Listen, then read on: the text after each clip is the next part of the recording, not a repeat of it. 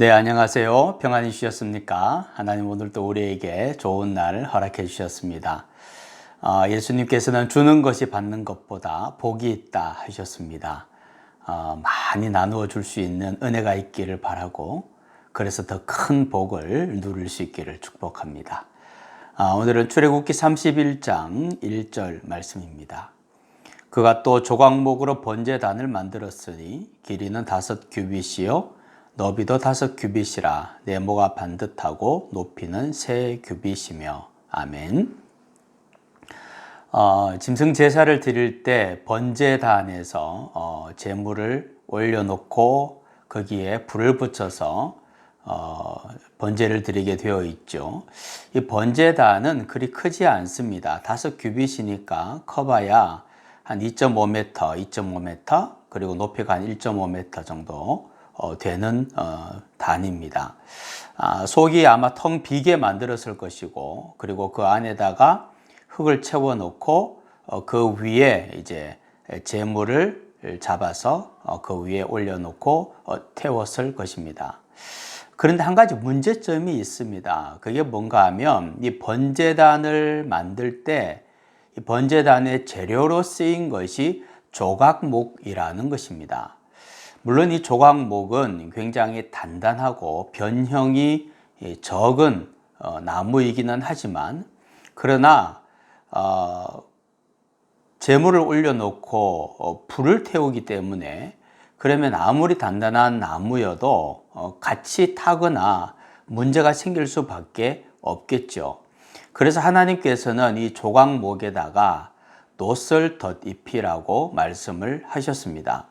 그래서 아주 두꺼운 노판을 제단 틀 전체 표면에 입히게 되고, 그래서 그것이 방화벽 역할을 하게 되어서 강력한 화력도 별 문제 없이 사용했을 것입니다.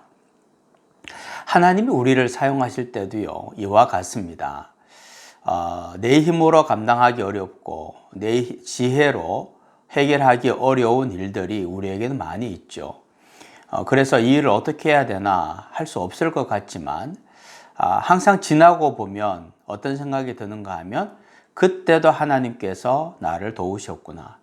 그때도 하나님께서 하나님의 크신 손과 편팔과 능력의 손으로 나를 덮으셨구나, 안전하게 인도하셨구나 하는 것을 우리가 알게 되죠. 하나님께서 나를 사용하시고자 하신다면 내가 물 가운데로 지날 때도, 또 내가 불 가운데로 지날 때도 하나님은 나와 함께 하실 것이고, 그 물로부터 또 그 불로부터 나를 지켜 주실 것입니다. 이 성막을 만드는데 브사렐과 오홀리압이라는 이 두 사람도 귀하게 쓰임을 받았는데, 이 두 사람이 쓰임 받을 때의 모습도 보면 하나님께서 그들에게 지혜를 주시고 총명을 주시고 지식을 주실 뿐만 아니고 무엇보다도 성령으로 충만하게 하셨다는 거예요.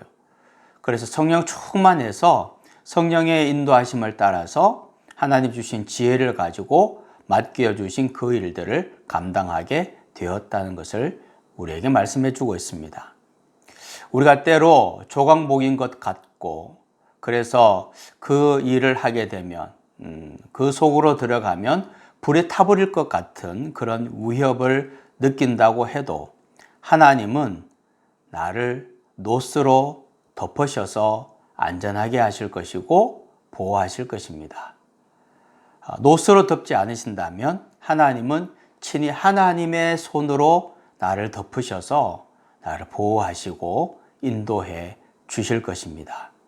하나님은 오늘도 나와 함께 하시고 하나님의 그 강한 손과 편팔로 나를 덮고 계십니다. 하나님, 오늘을 살아갈 때도 앞으로 살아가는 모든 인생도 하나님의 도우심과 인도하심 가운데 살게 될 줄 믿습니다. 물 가운데로 지날 때도 불 가운데로 지날 때도 놋으로 나를 덮으실 뿐만 아니라 심지어 하나님의 손으로 나를 덮으셔서 안전하게 하시고 그 일을 감당하게 하시고 그 길을 또한 통과하게 하실 줄 믿습니다. 오늘도 주의 손으로 나를 덮어 주옵소서. 예수님의 이름으로 기도하옵나이다. 아멘.